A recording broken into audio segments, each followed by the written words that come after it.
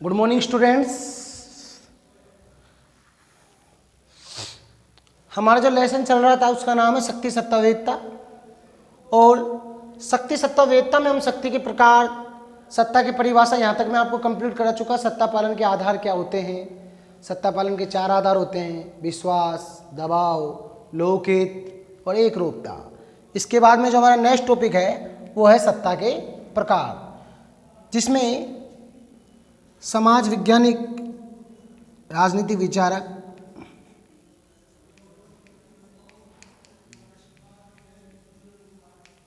उनका नाम है मैक्स वेबर।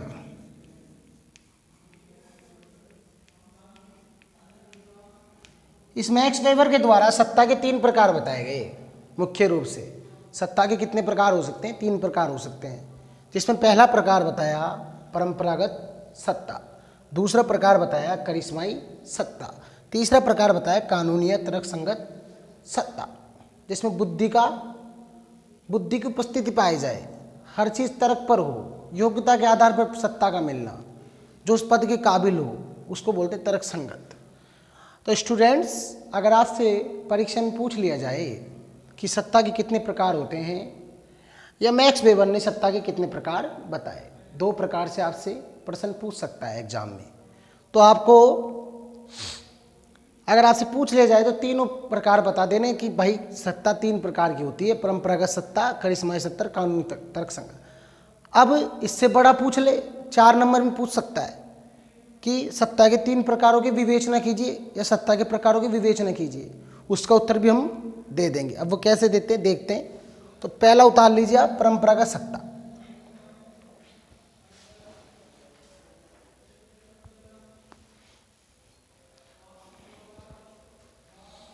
जो पढ़ाते हैं स्टूडेंट्स उसको साथ के साथ कवर करते रहिए, आपको समस्या नहीं होगी बाद में।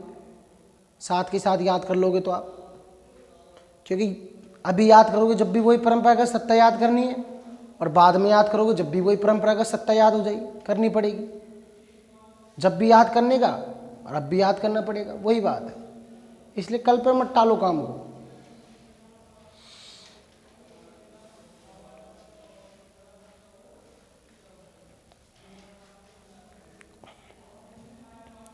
तो लिखिए स्टूडेंट्स, इस सत्ता का आधार, इस सत्ता का आधार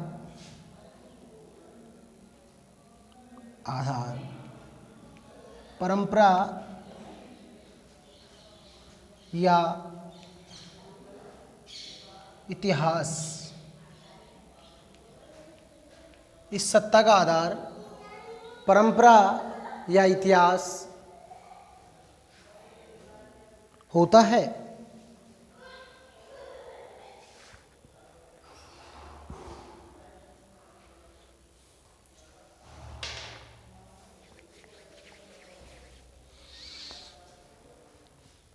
इसमें सत्ता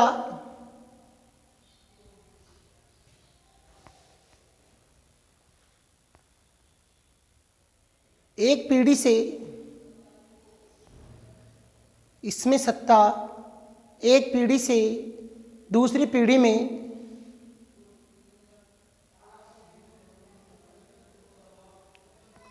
प्राप्त होती जाती है।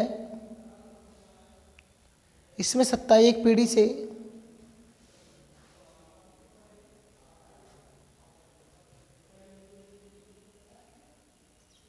दूसरी पीढ़ी में प्राप्त होती जाती है, और वह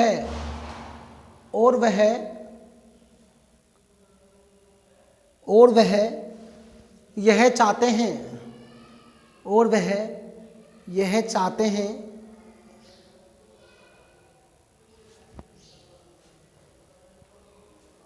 और वह यह चाहते हैं कि सत्ता उन्हीं के पास बनी रहे,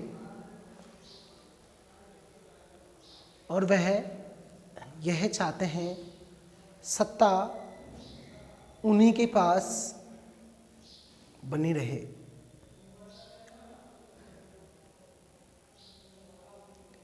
इस सत्ता में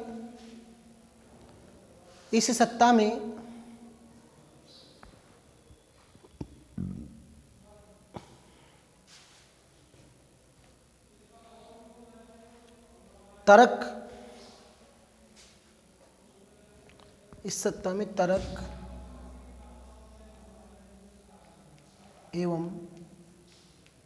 बुद्धिमता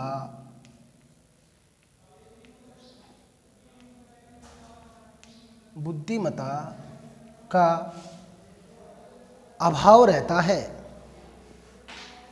इस सत्ता में तर्क एवं बुद्धिमता का अभाव रहता है। जैसे घर में बुजुर्गजनों की सत्ता, जैसे घर में बुजुर्गजनों की सत्ता। अरे हमारे सामाजिक जो परिवार होता है, हमारा परिवार होता है, उसमें जो सत्ता होती है, अगर मुखिया होता है परिवार का तो सबसे बड़े व्यक्ति को माना जाता है। भाई ये राशन कार्ड में भी उसका ही नाम छपता है, चाहे वो बुद्धिमान हो या नहीं हो, चाहे वो घर को चलाने योग्य हो या नहीं हो, लेकिन परंपरागत सत्ता किसे प्राप्त होती है? घर के बुजुर्गजन को, जो सबसे बड़ा हो।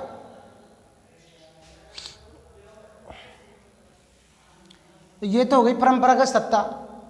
स्टूडेंट्स अगर आपसे पूछ ले कि परंपरागत सत्ता की विवेचना कीजिए, परंपरागत सत्ता को समझाइए, ऐसा भी क्वेश्चन बन जाता है एग्जाम में, तो ये उत्तर दे देना, आपको नंबर 2 में से 2 नंबर प्राप्ति हो जाएगी। ऐसा प्रश्न पूछेगा तो कितने नंबर का आएगा? 2 नंबर का। 40 शब्दों का प्रश्न 2 नंबर का, 20 शब्दों का 1 नंबर का, और 80 शब्दों का 4 नंबर का, और 120 शब्दों का 6 नंबर का।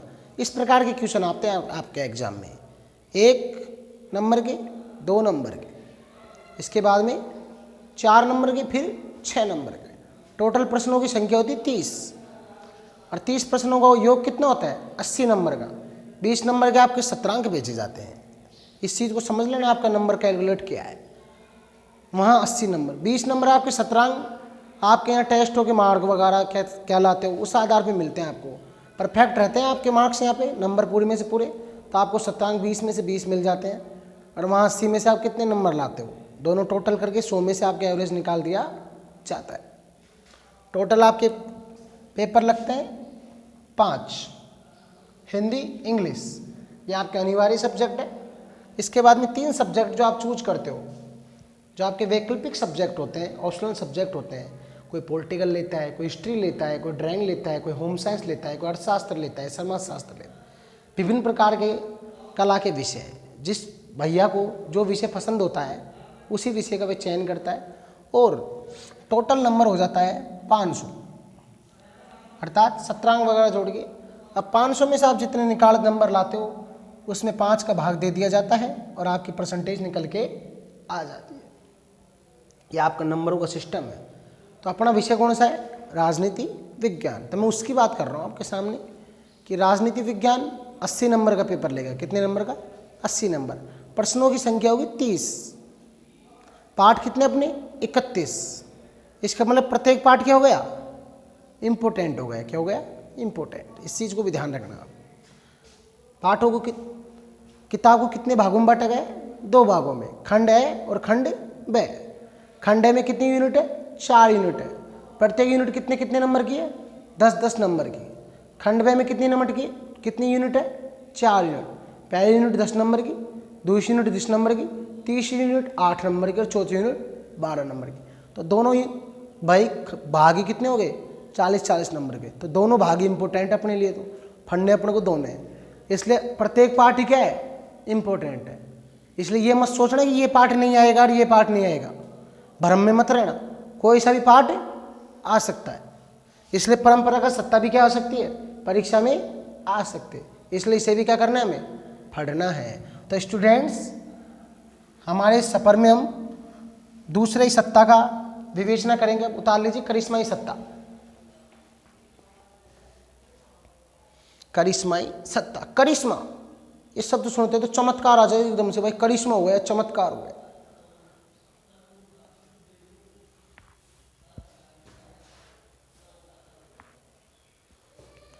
लिखिए इसमें, सत्ता का यह रूप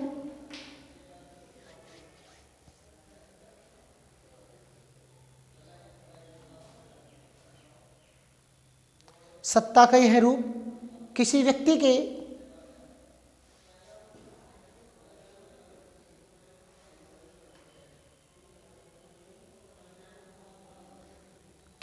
के चमत्कारिक सत्ता का ये रूप किसी व्यक्ति के चमत्कारिक गुणों पर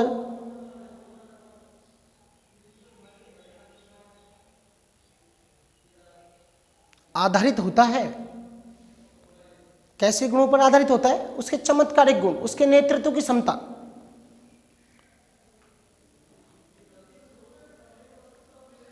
जिसके लिए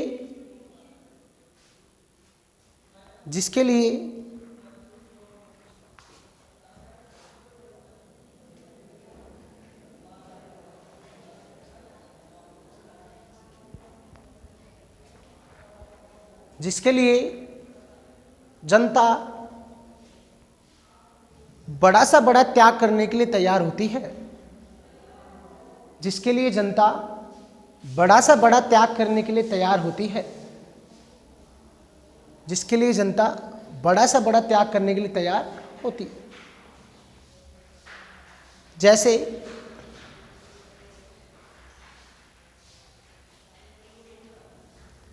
इंदिरा गांधी,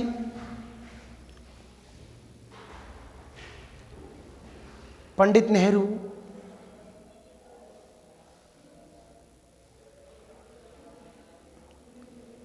अटल बिहारी वाजपेयी,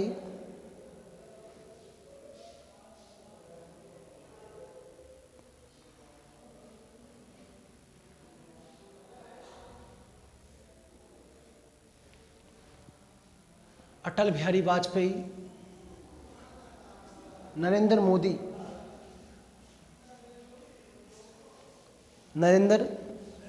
मोदी। स्टूडेंट्स एक लाइन और लिख लीजिए इसमें। इस सत्ता के आधार भावनाएं होती है।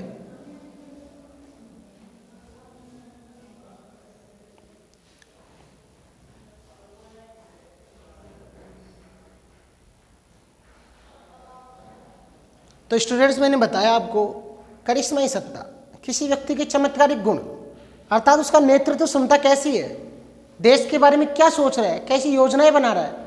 अगर देश की जनता को ऐसा लगने लग जाता है कि हमारे ऊपर जो शासन करने वाला, हमारा जो राजा है वो हमारा कल्याण करने वाला है, तो जनता भी उसके लिए क्या होती है, हमेशा तैयार रहती है, बड़ा से बड़ा त्याग करने के लिए तैयार होती है। जैसे नरेंद्र मोदी का उदाहरण ले लो आप। 25 मार्च 2020 को उसने कहा कि 18 दिन के लिए हमारा देश क्या हो जाएगा, लॉकडाउन। तो स्वेच्छा से लोग क्या हो गए, अंदर घरों के। तो उनको लगा ना कि इस बीमारी से हम बच सकते हैं जिसका कोई इलाज नहीं है, जब भी तो अंदर हुए। तो ये क्या होती है, करिश्माई सत्ता। कोई गिनी चुनी जगह ही बाहुबल का प्रयोग करना पड़ा, बल का नहीं, सब स्वेच्छा से क्या हो गए। स्कूलों को भी मना कर दिया तो स्कूलें बंद है, स्टूडेंट्स ऑनलाइन माध्यम से पढ़ा रहे हैं हम आपको। तो ये होती है करिश्माई सत्ता। इसके बाद में सत्ता का जो अंतिम रूप है वो है स्टूडेंट्स कानूनी या तर्कसंगत सत्ता। उतार लीजिए इसे। कानूनी या तर्कसंगत सत्ता। साथ के साथ समझते रहिए हर शब्द को उदाहरण के साथ, क्योंकि चीजें याद रह जाती है उदाहरण से।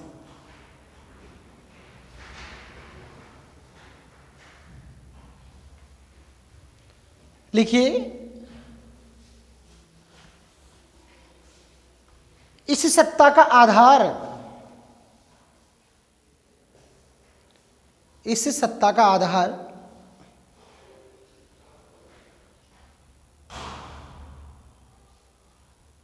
इस सत्ता का आधार पद होता है।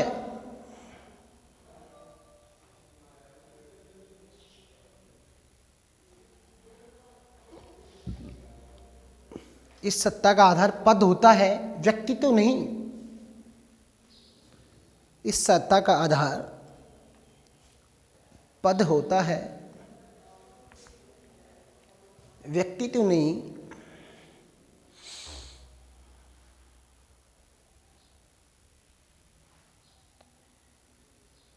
और उस पद में ही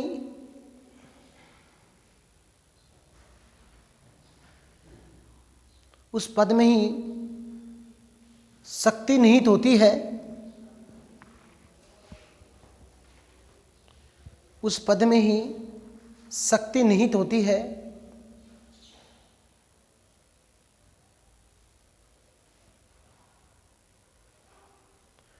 और उस पद में ही शक्ति निहित होती है, और उस पद का उपयोग करने वाला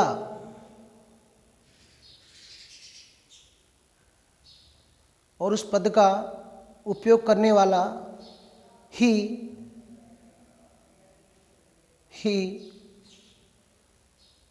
उस शक्ति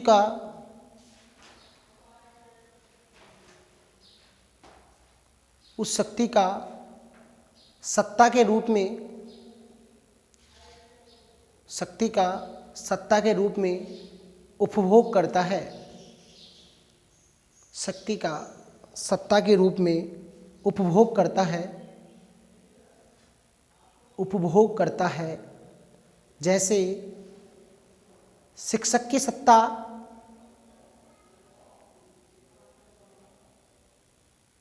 भाई, शिक्षक का कार्य तो शिक्षक ही कर सकता है ना। आप चपरासी को थोड़ी बुला सकते हो फड़ाने के लिए, ड्राइवर को थोड़ी बुला सकते हो फड़ाने के लिए। शिक्षक का कार्य कौन करेगा? शिक्षक ही करेगा। जिसको पढ़ाना आते हो, जो वास्तव में शिक्षक हो, उसने डिग्री ले रखी हो, ट्रेनिंग ली हो, वही शिक्षक का कार्य कर सकता है। तो पद में ही क्या होती है, उस पद का उपयोग करने वाला क्या कर सकता है? उस सत्ता का उपयोग कर सकता है, अदरवाइज कोई व्यक्ति नहीं। शिक्षक की सत्ता, कलेक्टर की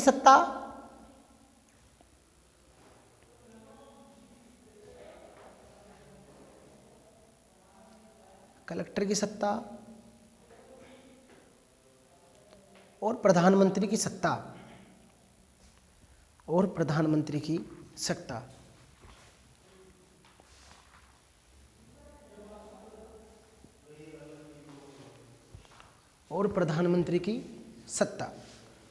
तो ये तो हो गया अपना सत्ता, कंप्लीट हो गया। आज हमने जो हमारा लेसन है शक्ति सत्ता वेदता, उस लेसन के 2 पार्ट कंप्लीट कर लिए, शक्ति और सत्ता। अब हमारे लेसन का जो अंतिम पार्ट है वो है वेदता। क्या है? वेदता। तो स्टूडेंट्स, हम वेदता के बारे में जानेंगे। वेदता क्या होती है, इसका अर्थ क्या होता है, वेदता का शक्ति और सत्ता से क्या संबंध है, क्या ये मजबूत प्रदान करती है, मजबूती, ये सबलता प्रदान करती है, या ये एक दूसरे के पूरक है या नहीं, इन विभिन्न जानकारी पर हम चर्चा करेंगे। तो हमारा अब जो नेक्स्ट टॉपिक है स्टूडेंट्स, वो है वेदता।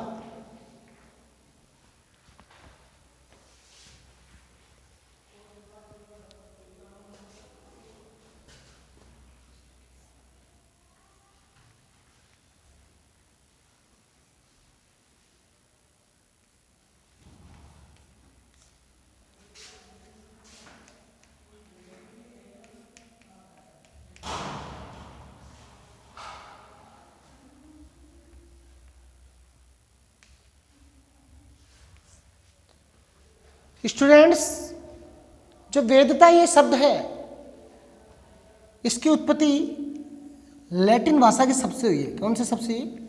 लैटिन भाषा के शब्द।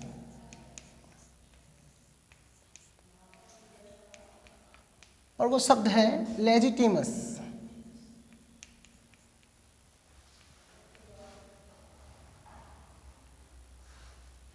जिसका अर्थ होता है लॉफुल,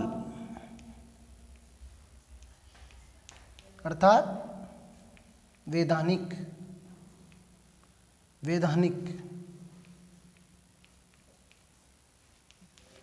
स्टूडेंट्स, वेदता शब्द की अगर आपसे उत्पत्ति पूछ ले तो लैटिन भाषा के शब्द लेजिटिमस, लॉफुल अर्थात वैधानिक।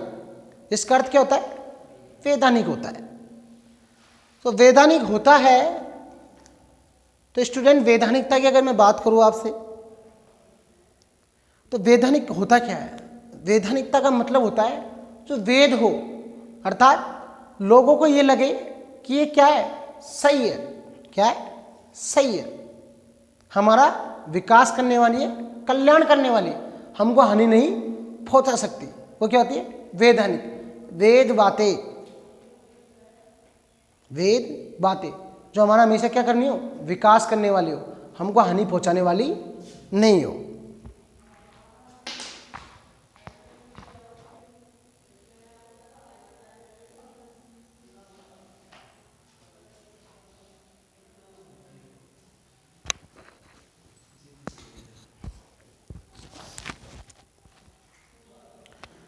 और स्टूडेंट्स, ये वेदता है, वेदता उस चीज से संबंध रखती है या उस कारण की ओर इशारा करती है जिसके कारण हम सत्ता को स्वीकार करते हैं। अर्थात किसी भी शासन करने वाली संस्था को, उसके नियमों को, आदेशों को स्वीकार करना किसके कारण करते हैं हम? वेदता के कारण। अगर हमको लगता है कि वो नियम या आदेश हमारा कल्याण करने वाले हैं तो हम उसे क्या कर लेते हैं? स्वीकार करते हैं। हर सत्ता के द्वारा कभी बहुत से नियम निकाले जाते हैं। जैसे 8 नवंबर 2016 को एक घटना याद करो, 8 नवंबर 2017 को नोटबंदी हुई भारत में। सत्ता का आदेश था कि 12 बजे बाद में 500 1000 के नोट बंदी हो जाएंगे। अगर आपको उनको वैध बनाना है उन नोटों को तो बैंक में जाइए और उनको चेंज करवा के ले आइए। तो वो क्या था भाई, जिसके पास अघोषित संपत्ति थी, जो टैक्स नहीं भरते थे, अब वो कैसे लेके जाएंगे बैंक में?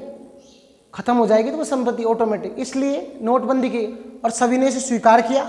हम लोग भी, हमारे पिताजी, हमारी माताजी उन लाइनों में लगे, हमने हमारे पैसे चेंज करवाए। तो ये सत्ता का आदेश है। तो वो क्या लगा हमें? वेद लगा। क्या लगा? वेद लगा। समय समय पे नियम बनते हैं। जीएसटी लग रही है, वो भी नियम आया, संशोधन होते हैं। अगर हमको सही लगता है, वेद लगता है, तो हम स्वीकार कर लेते हैं। तो वेदता क्या है? उस कारण की ओर इशारा करती है जिसके कारण हम सत्ता को स्वीकार करते हैं। अर्थात वेदता वो है जो हमारे द्वारा राजनीतिक व्यवस्थाओं को दी जाती है सहमति। क्या दी जाती है? सहमति। यू आर करेक्ट, आप हमारे लिए क्या? सही हो। अब कैसे देते हैं हम सहमति? देखते हैं, उसके भी 4 रूप है सहमति देने के। मतदान के माध्यम से। बस सरकार कैसे बनाते हम? हमारे पर कोई शासन करने वाली संस्था होती है, वो कैसे चुनते हम? मतदान के माध्यम से। भारत में संघात्मक शासन है, शक्तियों का विभाजन है। राज्य में एक अलग व्यवस्था चलती है, केंद्र में अलग चलती है। राज्य में हम चुनते हैं मुख्यमंत्री, चुनते नहीं चुनते? सबसे पहले हम छोटे रूप में ले लो सत्ता कि सबसे पहले हम ग्राम पंचायत में रहते हैं एक में, तो हम सबसे छोटा रूप सत्ता का क्या चुनते हैं? सरपंच। क्या चुनते हैं? सरपंच। हर कोई सरपंच थोड़ी बन जाता है, उम्मीदवार खड़े होते हैं और हमको जो बढ़िया लगता है, लोगों को जो वेद लगता है, उसको सबसे ज़्यादा मत प्राप्त होते हैं और वही क्या बन जाता है? सरपंच। उससे भी छोटा रूप ले लो वार्ड पंच। हमारे वार्ड का मेंबर 2-3 जने खड़े होते हैं, 4-5 कितने भी हो सकते हैं। तो जो हमको सबसे परफेक्ट लगता है भाई, हमारे छोटे से क्षेत्र के लिए जो हमेशा कार्य कर सकता है, हम उसको मत द्वारा जिता देते हैं। हमको क्या लगता है? वो वेद लगता है। क्या लगता है? वेद। दूसरा है जनमत। ये भी मतदान का रूप है, जनमत संग्रह। एक साथ चर्चा लेना।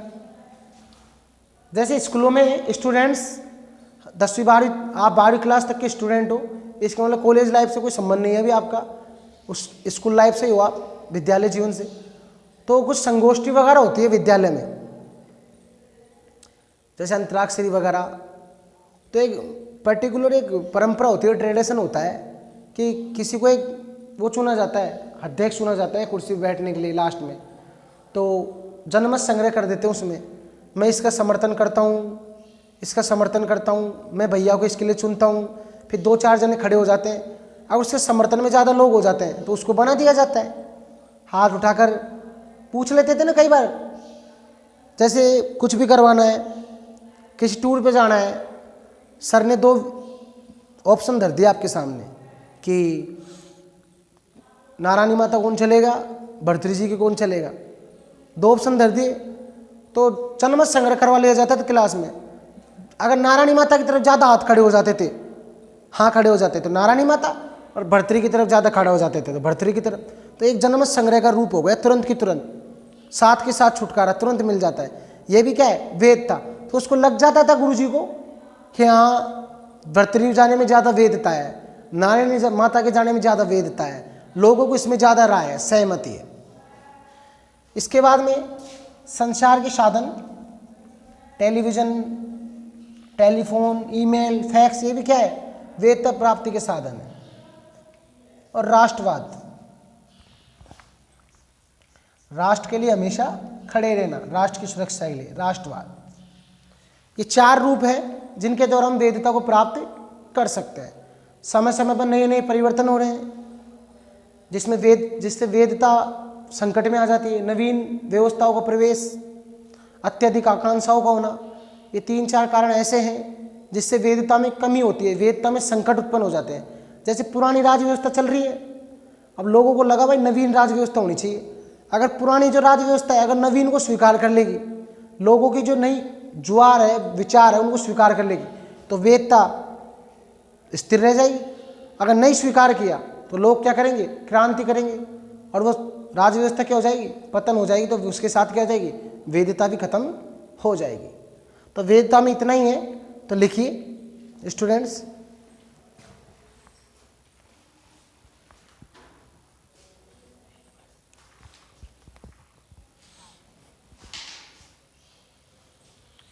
लिखिए वेदता शब्द की उत्पत्ति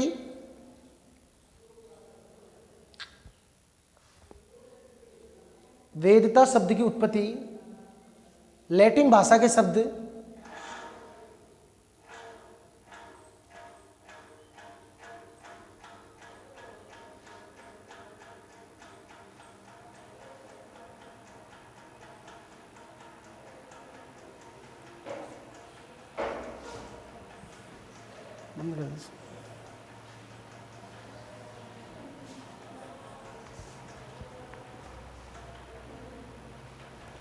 वेदता शब्द की उत्पत्ति लैटिन भाषा के शब्द लेजिटिमस से हुई।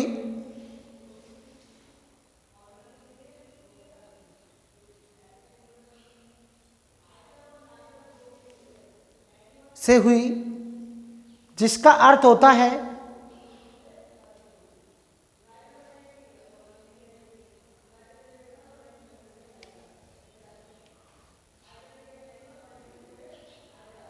अर्थ होता है लॉफुल अर्थात वैधानिक।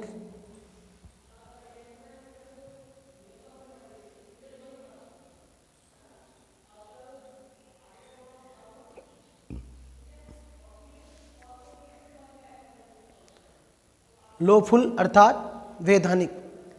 एक लाइन छोड़िए, टॉपिक डाल लीजिए नीचे उसमें। वेदता का अर्थ,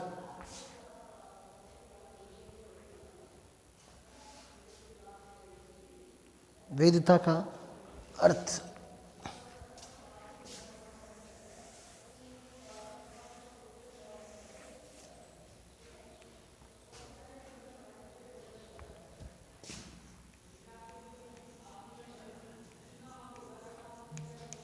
देखिए, वेदता या औचित्य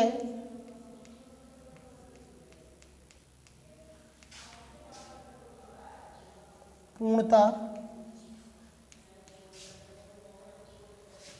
उस कारण की ओर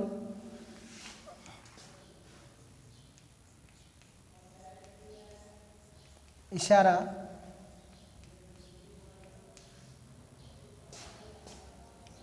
करती है।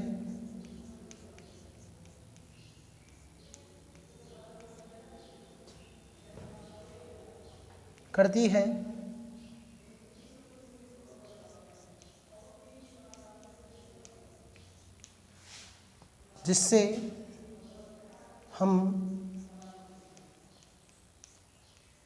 सत्ता को स्वीकार करते हैं।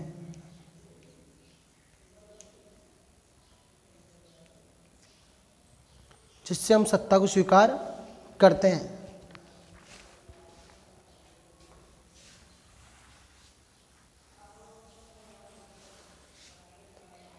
अर्थात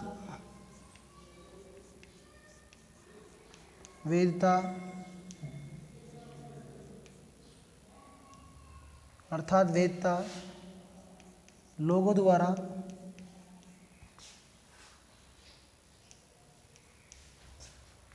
राजनीतिक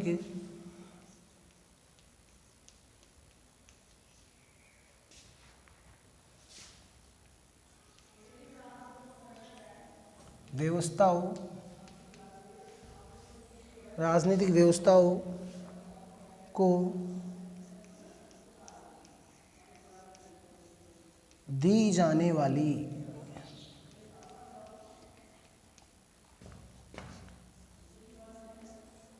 सहमति है। दी जाने वाली सहमति है। वेदता या औचित्यपूर्णता उस कारण की ओर इशारा करती है। कौन से कारण की ओर? जिस कारण हम सत्ता को स्वीकार करते हैं। बस सत्ता को स्वीकार करने का कारण क्या है, उसका कुछ ना कुछ हम अच्छाई देखते हैं और फिर उसको क्या करते हैं, हम सहमति प्रदान करते हैं। उसी को क्या कहा गया? वेदता कहा गया। इसके बाद में नेक्स्ट टॉपिक लिखिए, इसमें एक लाइन छोड़ के। भाई वेदता से संबंधित कितने क्वेश्चन बन सकते हैं? शॉर्ट रूप में बना रहे हैं। वेदता प्राप्ति के साधन पूछ लेता है कई बार एग्जाम में, 1 नंबर का भी पूछ लेता है या 2 नंबर का भी पूछ लेता है।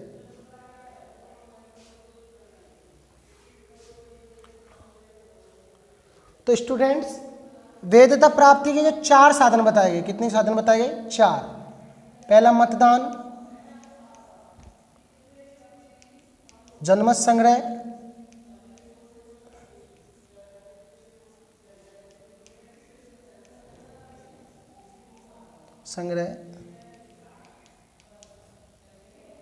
थर्ड संचार के साधन,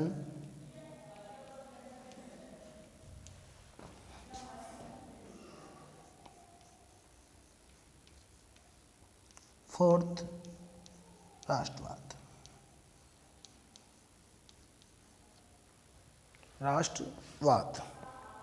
उतारिए स्टूडेंट्स। अगर आपसे एग्जाम में पूछ लिया जाए कि वेदता प्राप्ति के साधन कौन कौन से होते हैं, 1 नंबर का ही पूछ सकता है, 2 नंबर का ही पूछ सकता है। 2 नंबर में पूछेगा तो चारों पूछेगा, 1 नंबर में पूछेगा तो आपसे 2 पूछेगा। तो कोई सा भी दे देना, मतदान, जनमत संग्रह, संचार के साधन और राष्ट्रवाद। राष्ट्रवाद शब्द आपने 11वीं क्लास में पढ़ा होगा खूब।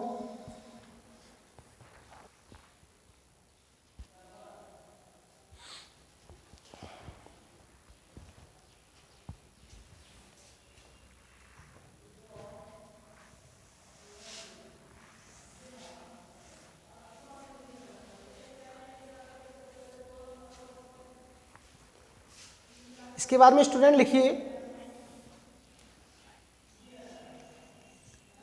वेदता में उत्पन्न होने वाले संकट।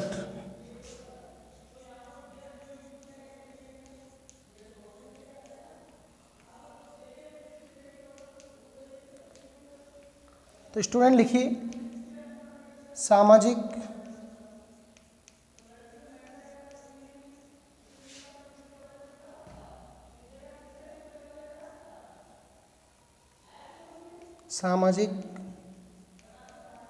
आर्थिक, राजनीतिक,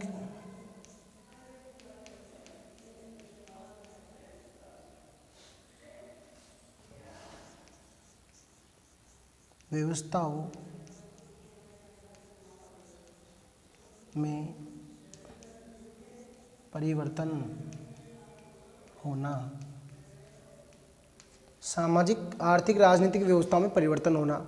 स्टूडेंट्स, कालांतर है, समय के साथ साथ जैसे जैसे समय आगे बढ़ रहा है, हर तरह की व्यवस्था में परिवर्तन हो रहा है, जिसमें सामाजिक, आर्थिक, राजनीतिक, सांस्कृतिक व्यवस्थाओं भी मुख्य है। लोगों का सोचने समझने का ढंग विकसित हो रहा है, लोग नई व्यवस्थाओं की मांग कर रहे हैं। इससे नहीं, जिससे पुरानी व्यवस्थाएं चरमाने लगी है, उसकी जगह नवीन व्यवस्थाएं की मांग होने लगी है। अगर ये परिवर्तन हो रहा है तो इसके साथ क्या हो रहा है, वेदता में भी परिवर्तन हो रहा है। राजतंत्र लोकतंत्र में बदल गया। जो पहले सत्ता वंश से वंश में परंपरित होती थी, राजा का बेटा, वैसा नहीं है आजकल। आजकल लोकतंत्र हो गया। ऐसा प्रतिनिधि को राजा बनता है जो जनता का कल्याण करने वाला होता है। दूसरा जो वेदता में संकट है वह है नवीन व्यवस्थाओं का विकास।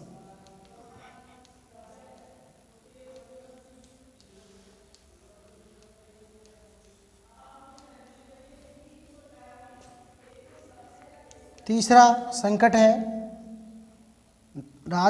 राज व्यवस्था में अत्यधिक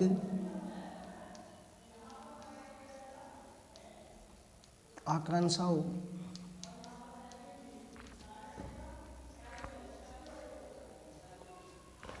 का उत्पन्न होना।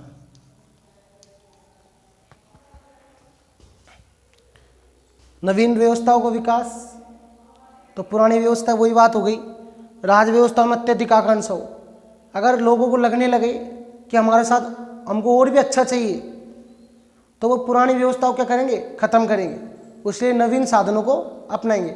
आकांक्षा मतलब और भी अधिक तृष्णा हो जाती है एक तरीके से, अत्यधिक आकांक्षा, बहुत ज़्यादा सोच लेना कि बहुत अच्छा होगा, ऐसे होगा, तो क्या होगा, वो पुराने साधनों को निकाल देगा।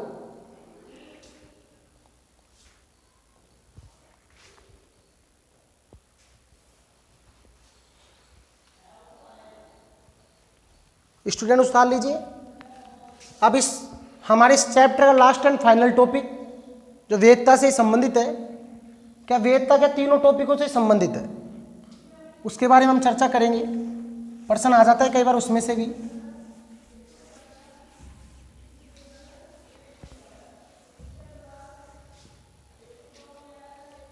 टॉपिक है शक्ति, सत्ता और वेदता में संबंध।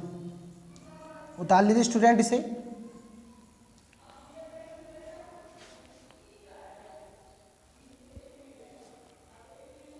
शक्ति, सत्ता और वेदता में संबंध। स्टूडेंट, शक्ति, सत्ता और वेदता में घनिष्ठ संबंध बताया गया है। तीनों को एक दूसरे से पूरक बताया गया है। जब शक्ति के साथ शक्ति के साथ वेदता जुड़ जाती है तो सत्ता का निर्माण हो जाता है। शक्ति जब प्रभावशाली होगी, जब वो सत्ता का रूप धारण कर लेगी। शासक जब शक्ति का उपयोग सत्ता के रूप में करता है तो उसका अधिकार बन जाता है और जनता को उसका कर्तव्य पालन करना पड़ता है। तो कुछ बातें लिख लीजिए इसमें।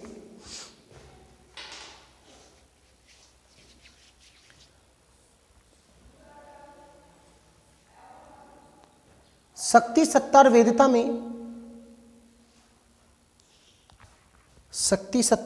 में घनिष्ठ संबंध है।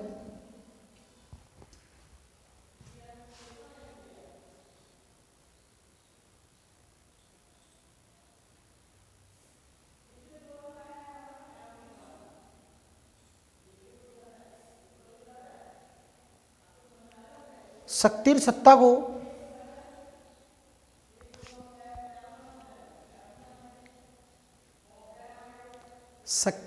को एक दूसरे का पूरक बताया गया है। पूरक का मतलब एक दूसरे से जुड़े हुए।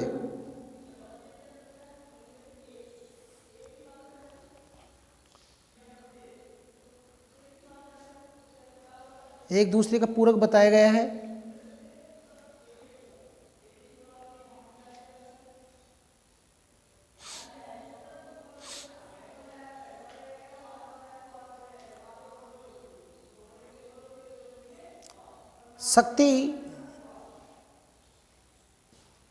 शक्ति अधिक प्रभावशाली जब होती है, शक्ति अधिक प्रभावशाली जब होती है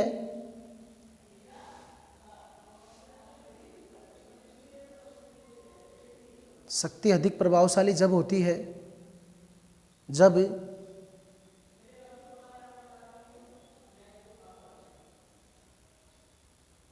वो सत्ता का रूप धारण कर लेती है।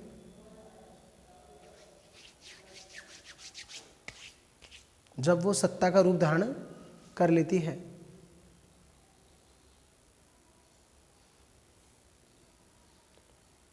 जब वो सत्ता का रूप धारण कर लेती है। शासक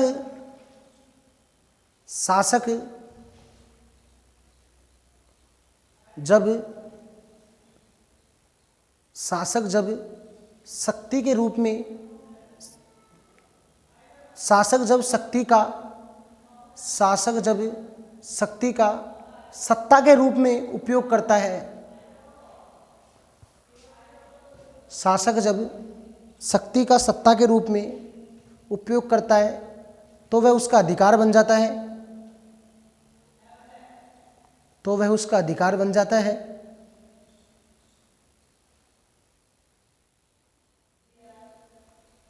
तो वह उसका अधिकार बन जाता है और जनता को उसका आज्ञा पालन करना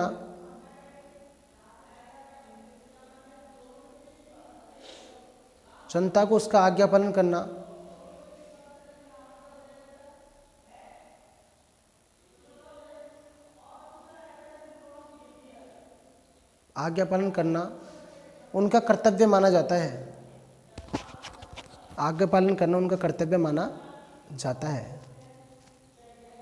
आज्ञा पालन करना उनका कर्तव्य माना जाता है। तो स्टूडेंट्स, शक्ति सत्ता वेदता जो chapter number 2 unit number 1 part number 1 आपकी राजनीति विज्ञान का आज उसकी समाप्ति हो गई।